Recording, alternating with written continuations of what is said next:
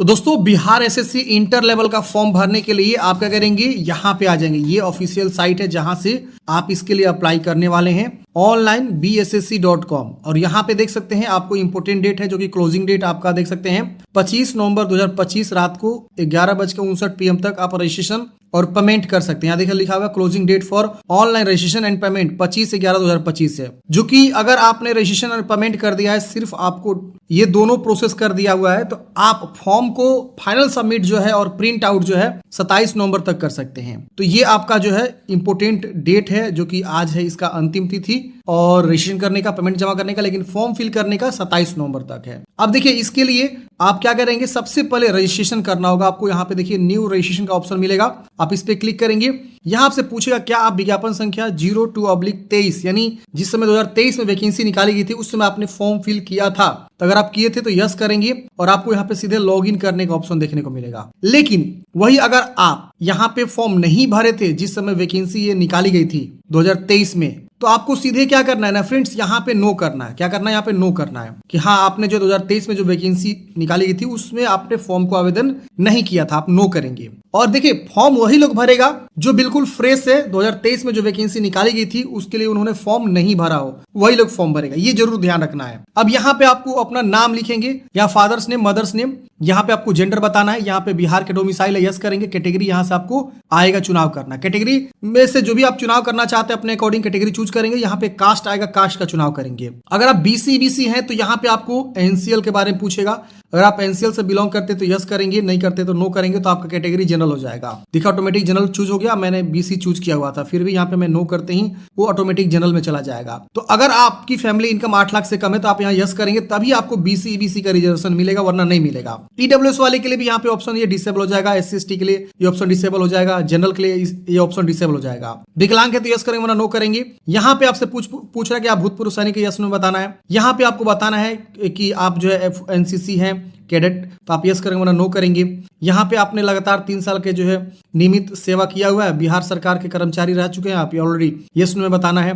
इसके बाद यहाँ पे आपसे पूछ रहा है कि क्या बिहार सरकार के विज्ञापन में उल्लेखित पद पर संविदा पे अगर आप नियोजन कर्मी रह चुके हैं तो यस करेंगे, और यहाँ से आपको एक जो भी पद पे आप संविदा कर्मी रह चुके हैं उसको आप चुनाव करेंगे। अगर आप संविदा कर्मी नहीं है तो आप ये नो कर देना है, ये सब डिसेबल हो जाएगा। Mobile number, confirm mobile number, email ID, confirm email ID, यहाँ से अपना डेट ऑफ बर्थ की चॉइस करनी है। जो भी आपका डेट ऑफ बर्थ है यहाँ से आपका करेंगे जो है चुनाव कर लेंगे, आपका डेट ऑफ बर्थ इस प्रकार से आ जाएगा। फिर यहाँ पे कैप्चा कोड भरना है। देखिए इस प्रकार से आपको एक रजिस्ट्रेशन नंबर प्राप्त हो जाता है, आप इसको नोट करेंगे और आपको एक एसएमएस भी आ गया होगा रजिस्ट्रेशन नंबर का और पासवर्ड का। आप उस रजिस्ट्रेशन नंबर और पासवर्ड को नोट कर लेंगे, क्योंकि भविष्य में उसी से आप जो है एडमिट कार्ड या जो भी आपका आगे फ्यूचर में कम्युनिकेशन होगा वो करेंगे। तो आपको जो है एक रजिस्ट्रेशन नंबर और पासवर्ड आपको एसएमएस चला गया होगा। अब यहाँ पे आपको क्लिक हियर फॉर लॉगिन का बटन मिलेगा, आप क्या करेंगे इस पे क्लिक करेंगे। अब आपको यहाँ पे रजिस्ट्रेशन नंबर, पासवर्ड जो आपको प्राप्त हुआ एसएमएस के तौर पे वो लिखेंगे, कैप्चा कोड भर के लॉगिन करेंगे।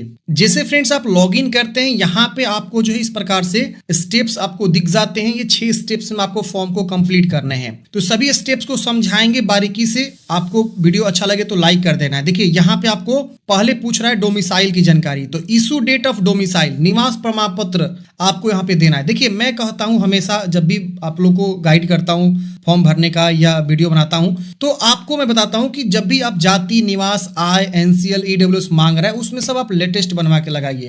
अगर आप लेटेस्ट बनवा के नहीं लगाते हैं तो हो सकता है कि भविष्य में आपका फॉर्म रिजेक्ट हो जाए या डीवी में आप छंट सकते हैं, तो ये आसानी से बन जाता है।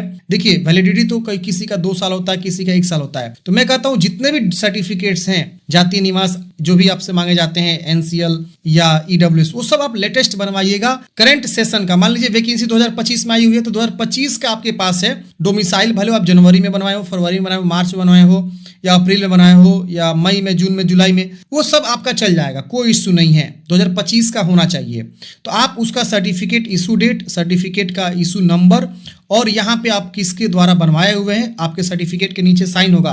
रेवेन्यू ऑफिसर होगा तो आरओ चूज करिएगा, सर्कल ऑफिसर होगा तो सीओ चूज करेगा, एसडीएम है, एसडीओ है, कई सारे ऑप्शन है, आप अपने अकॉर्डिंग देख लीजिए कहाँ से आपने बनवाया हुआ है। ये डिसेबल हो गया मेरे केस में। अब यहाँ पे आता है कैटेगरी सर्टिफिकेट या एनसीएल सर्टिफिकेट या ईडब्ल्यू सर्टिफिकेट। अब देखिए, या तो आप SC/ST होंगे, तो अगर आप SC/ST हैं तो अपना जो है कास्ट सर्टिफिकेट संख्या यहाँ लिखेंगे, जो आप जाति बनवाए होंगे। अगर आप BC/EBC हैं तो BC/EBC में यहाँ पे गाइडलाइन में लिखा हुआ है कि आपको NCL यहाँ पे लगाना है, तो आप NCL का सर्टिफिकेट संख्या यहाँ देंगे। उसके बाद से इशू डेट क्या है वो तो सबके सर्टिफिकेट पे रहता है, कहाँ से बनवाए हुए, CO से कि RO से, वो अपने यहाँ से चुनाव कर लेंगे। तो ये सब जानकारी आपके सर्टिफिकेट या NCL या EWS पे आपका रहता है। अगर आप EWS हैं तो EWS की जानकारी, उसका प्रमाण पत्र संख्या और इशू डेट और कहाँ से बनवाया हुआ है, ये सब आप जो है RO लेवल पे बनवाए हुए हैं आप दे सकते हैं। ब्लॉक स्तर पे जो बनता है आपका कोई इशू नहीं होने वाला। ध्यान रखना है लेटेस्ट वाला होना चाहिए, 2025 का होना चाहिए, ये बस आपको ध्यान रखना है। ये सब मेरे केस में फिलअप्ड है, आपको सीधे नीचे आना है। अब देखिए यहाँ पे फ्रीडम फाइटर के अगर आप यहाँ पे यस करेंगे तो उसका सर्टिफिकेट देना होगा, नहीं तो नो कर देंगे। यहाँ पे आपको नेशनलिटी बताना होगा, यहाँ पे आपके पास आधार कार्ड है, यस करना है, आधार कार्ड का नंबर यहाँ पे लिख देंगे। इसके अलावा एक और एक्स्ट्रा फोटो ID प्रूफ आपको चुनाव करना है, आधार, वोटर, ड्राइविंग, पैन, पासपोर्ट जो है आप चुनाव करेंगे। जैसे हमने यहाँ पे आधार कार्ड चूज किया तो अगेन हम आधार कार्ड की संख्या यहाँ पे पहचान पत्र संख्या में लिख देंगे। अगर हम यहाँ पे वोटर ID कार्ड चूज करेंगे तो वोटर ID कार्ड की संख्या लिखेंगे, पेन कार्ड चूज करेंगे तो पेन कार्ड की संख्या लिखेंगे। तो ऐसे आपको लिखना है। उम्मीदवार के पहचान चिन्ह, बॉडी में क्या पहचान, तिल का निशान, कटा का निशान, जला का निशान, जो भी आपके बॉडी में पहचान है उसको बता देंगे। आप यहाँ पे जो है किसी प्रतियोगिता परीक्षा जैसे UPSC या राज्य आयोग या अन्य चयन आयोग के से वंचित किया गया, आपको मतलब निष्कासित किया गया, इसमें आपको बताना है, तो ये सब डिसेबल हो जाएगा। यहाँ पे अपना जो है प्रॉपर एड्रेस, पहले पत्राचार का पता, फिर गांव, फिर police station, post office, state, जिला, पिन कोड अच्छे से लिखेंगे। यहाँ परमानेंट एड्रेस पूछ रहा है, अगर सेम है कोरोस्पोंडेंस की तरह इसको टिक करेंगे, सेम इधर कॉपी हो जाएगा, अलग है तो अलग अलग आप लिख सकते हैं। तो प्रॉपर एड्रेस आप यहाँ पे लिख लेंगे। उसके बाद यहाँ पे आपको सबमिट कर देना है। सबमिट करते हैं फ्रेंड्स, वो सारा जानकारी आपका शो होता है। जो भी आपने जानकारी यहाँ पे फिलअप किया एक बार वेरीफाई करिए, कहीं कुछ गलती है तो बैक जाके सुधारिए, नहीं गलती है तो प्रोसेस फॉर पेमेंट वाले ऑप्शन पे हम क्लिक करेंगे, अगला स्टेप हमारा खुल के आ जाएगा। अब देखिए इस प्रकार से आपका आ गया। अब यहाँ पे हमको जो है इस तरह से देख लेना है और यहाँ पे SBI चूज कर लेना है या ICICI, कोई सा भी पेमेंट गेटवे चूज करेंगे। अब हम अगला स्टेप पेमेंट जमा करना है। तो यहाँ पे सबके लिए 100 रुपये आवेदन शुल्क है, भले आप जनरल हो, SC हो, ST हो, अदर स्टेट हो, सबके लिए 100 रुपया। यहाँ पे प्रोसेस ऑनलाइन पेमेंट पे क्लिक करेंगे, ओके करेंगे, पेमेंट गेटवे आएगा। यहाँ पे आपके पास देखिए UPI का ऑप्शन है, नेट बैंकिंग है, कार्ड का ऑप्शन है, कोई सा भी ऑप्शन का चुनाव करके आप पेमेंट जमा करेंगे। मैं QR कोड से पेमेंट जमा कर लेता हूँ। तो फ्रेंड्स हमने यहाँ पे जो है पेमेंट को सक्सेसफुली जमा कर लिया QR कोड के माध्यम से। यहाँ पे हमारा पेमेंट स्लिप आ रहा है, आप इसे प्रिंट कर लेंगे। उसके बाद से यहाँ पे सेव एंड नेक्स्ट पे क्लिक करेंगे। अगला स्टेप हमारा जो है एजुकेशनल क्वालिफिकेशन की जानकारी भरने का आ जाएगा। अब देखिए यहाँ पे आपको लिखना है 10th की जानकारी। तो 10th का सब्जेक्ट का नाम लिखेंगे, यहाँ बोर्ड का नाम लिखेंगे और यहाँ पे आपका जो है कुल अंक क्या था। जैसे आपका 500 का होगा और यहाँ प्राप्तांक में आपको बताना होगा कितना अंक आपको प्राप्त हुआ। मान लीजिए आपको 500 में 340 नंबर मिले हुए तो आप 340 लिखेंगे, परसेंटेज ऑटोमेटिक आपको यहाँ पे लिख देगा। फिर उसका सर्टिफिकेट नंबर या मार्कशीट नंबर कोई एक लिखना है। देखिए यहाँ पे अगर आप मार्कशीट के अकॉर्डिंग जानकारी भर रहे हैं तो मार्कशीट का जो है यहाँ पे नंबर लिखेंगे, ऊपर में सीरियल नंबर होता है वो लिख सकते हैं, कोई इशू नहीं है। और कब आपका मार्कशीट जारी हुआ है वो आप यहाँ बता देंगे। अगर आप सर्टिफिकेट से जानकारी भर रहे हैं तो सर्टिफिकेट का जो सीरियल नंबर होता है वो लिख देंगे और सर्टिफिकेट कब जारी हुआ है उसके सर्टिफिकेट के नीचे में आपको डेट मेंशन रहता है, वो डेट यहाँ लिख देंगे। इसी तरह से आप 12वीं की जानकारी बताएंगे कि आप साइंस, कॉमर्स, आर्ट्स या डिप्लोमा या अदर, कई सारे ऑप्शन है। तो आप जिससे भी अपने इंटरमीडिएट कंप्लीट किया हुआ है तो आप इसमें से चुनाव करेंगे। देखिए यहाँ पे डिप्लोमा या जिन्होंने पॉलिटेक्निक किया हुआ है 3 साल का, पॉलिटेक्निक वाले भी यहाँ पे फॉर्म को अप्लाई कर सकते हैं जो 12वीं के इक्विवेलेंट होता है। तो यहाँ पे अपना जो है यहाँ पे आप 12वीं में स्ट्रीम चूज करेंगे, फिर कौन कौन से विषय आपने पढ़ा हुआ है उस सारा विषय का नाम लिख देंगे, बोर्ड का नाम लिख देंगे, कितना में कितना मार्क्स मिला हुआ है, कब आपका मतलब सर्टिफिकेट इशू नंबर क्या है और कब आपका बना वो जारी हुआ है, वो आप यहाँ पे तिथि वगैरह चूज कर लेंगे। तो ये आपको मैट्रिक इंटर की जानकारी भर देना है। अब आता है टेक्निकल स्किल। देखिए टेक्निकल स्किल में क्या है कि अगर आपने जो है कंप्यूटर कोर्स किया हुआ है तो आप यहाँ पे यस करेंगे और अपना कंप्यूटर कोर्स का इंस्टीट्यूट का नाम, कंप्यूटर कोर्स का विवरण, आपने क्या किया, DCA किया है या ADCA किया है, जो भी आपने कंप्यूटर कोर्स किया हुआ है उसका नाम होगा वो लिख देंगे और उस पर सर्टिफिकेट आपके पास होना चाहिए, उसका सर्टिफिकेट का प्रमाण पत्र का संख्या और कब आपका सर्टिफिकेट या मार्कशीट इशू है वो डेट यहाँ से चूज कर लेंगे। अगर आपके पास कंप्यूटर कोर्स नहीं है तो आप यहाँ नो करेंगे तो ये ब्लैंक हो जाएगा और सिर्फ आप मैट्रिक इंटर की जानकारी भर के भी आप आगे सबमिट कर सकते हैं। लेकिन ध्यान रखिएगा, मैं बता दूं इसमें आप देखेंगे तो कई प्रकार के अलग अलग पद हैं। मैंने आपको स्टार्टिंग में ही बताया कि अगर आप कंप्यूटर की जानकारी देते हैं तो आप लगभग सभी पद पे एलिजिबल हो जाते हैं। ठीक है, लेकिन अगर आप कंप्यूटर की जानकारी नहीं देते हैं, टाइपिंग की जानकारी नहीं देते हैं, तो आप कुछ लिमिटेड पद के लिए एलिजिबल होते हैं। जैसे कि मान लीजिए जहां पे कंप्यूटर की जानकारी नहीं मांगा गया है, जहां पे टाइपिंग की जानकारी नहीं मांगा गया है, उसके लिए ही आप एलिजिबल होते हैं। और ऐसे ऐसे जो पद होते हैं वो 2 ही 3 पद हैं, जिसमें आपका सबसे पहला एक पंचायती राज विभाग के अंतर्गत वैकेंसी मैं आपको दिखा देता हूं।